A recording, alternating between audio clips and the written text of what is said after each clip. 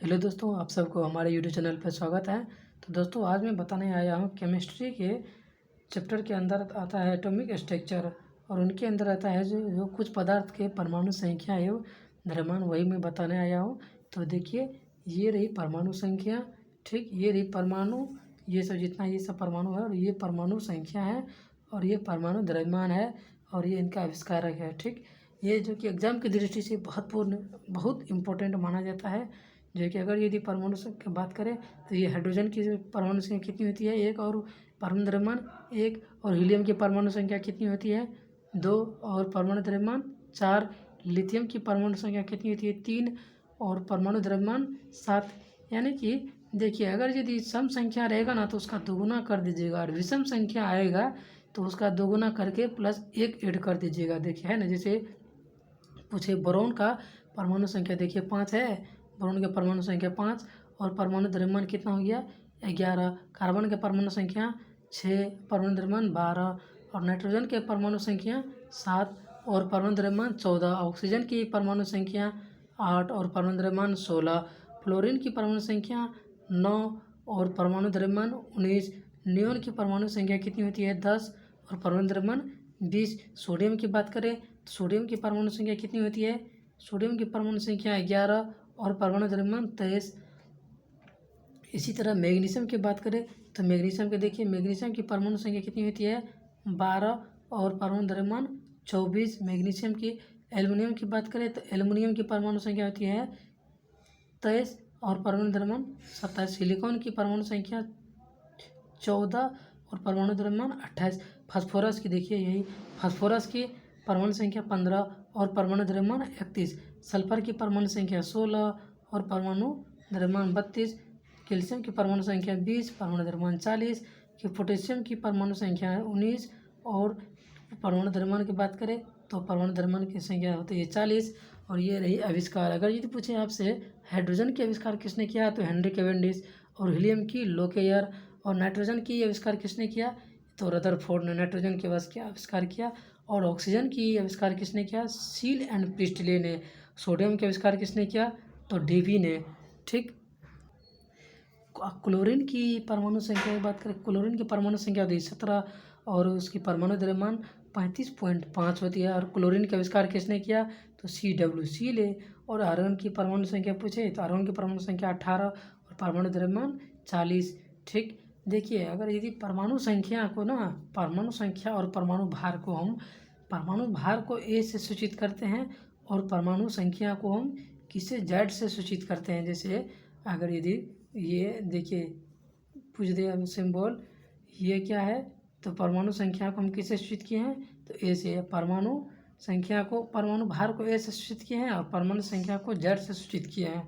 ठीक, अगर यदि क्वेश्चन पूछे, देखिए जैसे कि ये क्वेश्चन पूछे, अगर किसी तत्व, क्वेश्चन कह रहा है अगर किसी तत्व की न्यूट्रॉन की संख्या 12 है तथा परमाणु भार 23 है तो प्रोटॉन की संख्या क्या होगा। तो हम जानते हैं कि देखिए, ये प्रोटॉन की संख्या, परमाणु यहाँ पे क्या बोले हम, परमाणु भार को हम A से सूचित करते हैं, और परमाणु संख्या को Z से सूचित किए।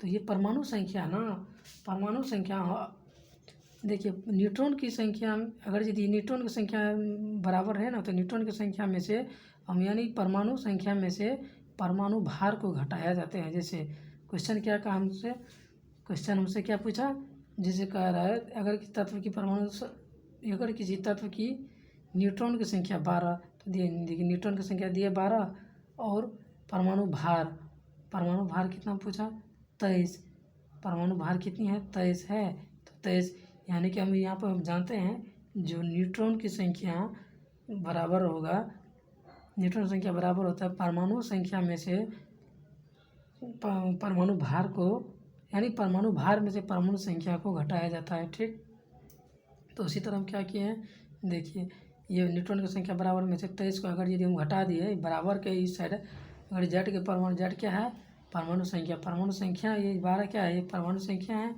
परमाणु संख्या को अगर यदि हम घटा दें इसमें से तो इसका आंसर कितना हो गया, 23 में से अगर ये 12 घटा दें तो इसका आंसर ये 11 आ गया। यही हम जानते हैं ये परमाणु संख्या होता है, परमाणु संख्या बराबर होता है प्रोटॉन की संख्या के, और प्रोटॉन की संख्या बराबर होता है इलेक्ट्रॉन की संख्या की। किस केस में होगा? जब परमाणु उदासीन होगा तब उस केस में होता है ये। ठीक, हम जो देखिए परमाणु संख्या और परमाणु भार याद करना बहुत इंपॉर्टेंट माना जाता है। जब तक वो याद नहीं हुआ तब तक आपको क्वेश्चन नहीं बनेगा।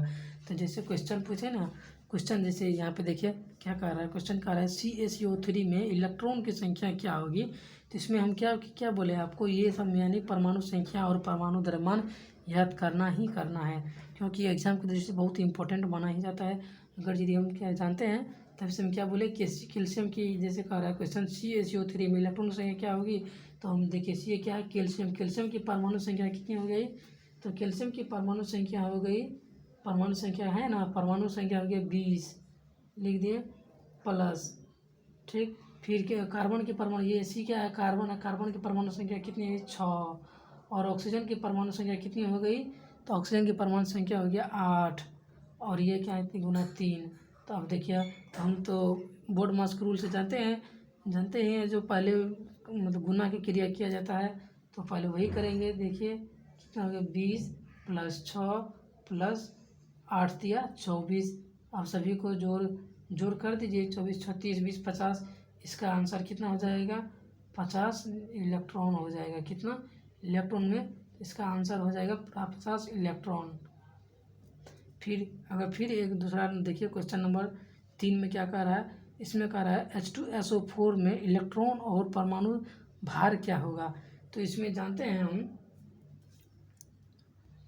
देखिए क्वेश्चन नंबर 3 में क्या कह रहा है, ये क्या है H2SO4 में इलेक्ट्रॉन की संख्या और परमाणु भार क्या होगा। तो सबसे पहले हम इलेक्ट्रॉन की संख्या निकालेंगे।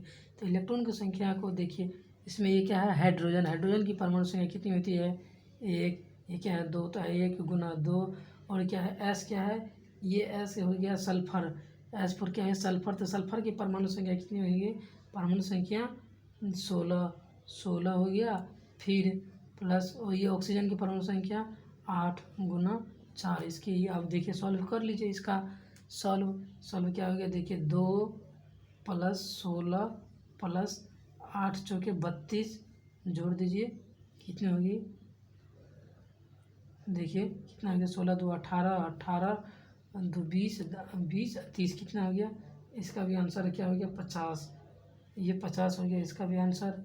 हाँ, ये क्या है, ये इलेक्ट्रॉन की संख्या में आया। अगर यदि बात करें अगर परमाणु भार क्या होगा, तो परमाणु भार में इससे पहले बताए थे आप लोग को, जो परमाणु भार में दोगुना किया जाता है। जैसे हाइड्रोजन की परमाणु संख्या और परमाणु द्रव्यमान क्या होता है, सेम ही होता है। परमाणु संख्या और परमाणु भार एक ही होता है उसका। तो 1 × 2 के सल्फर की परमाणु संख्या की बात करें, तो सल्फर के परमाणु द्रव्यमान कितना होता है? सल्फर के परमाणु द्रव्यमान होता है, सल्फर के परमाणु द्रव्यमान कितना होता है 32। ठीक, 32 प्लस, और उसके ये ऑक्सीजन की बात करें, तो ऑक्सीजन की परमाणु भार क्या होता है? तो ऑक्सीजन के परमाणु भार होता है 16 × 4। सबको कर दीजिए मल्टीपल। ठीक, अब देखिए कितना हो गया 2 + 32 + 16 चौके 64, और जोड़ दीजिए सभी को कितना हो रहा है, देखिए 16 यानी 32 × 2 = 34, 34 14 से कितना हो गया, ये 98। इसका परमाणु भार कितना हो गया 98 पर इसका आंसर आ जाएगा। अगर यदि फिर इसी का पूछे CaCO3 में इसकी अगर यदि पूछे इलेक्ट्रॉन की संख्या क्या होगी, तो वही रूल लगेगा। जैसे कैल्शियम की परमाणु संख्या कितना होती है 40। ठीक, 40 प्लस कार्बन की होती है 12 प्लस ऑक्सीजन की होती है, ऑक्सीजन की परमाणु संख्या कितनी होगी 8, और परमाणु भार के पूछे तो परमाणु भार क्या होगा 16।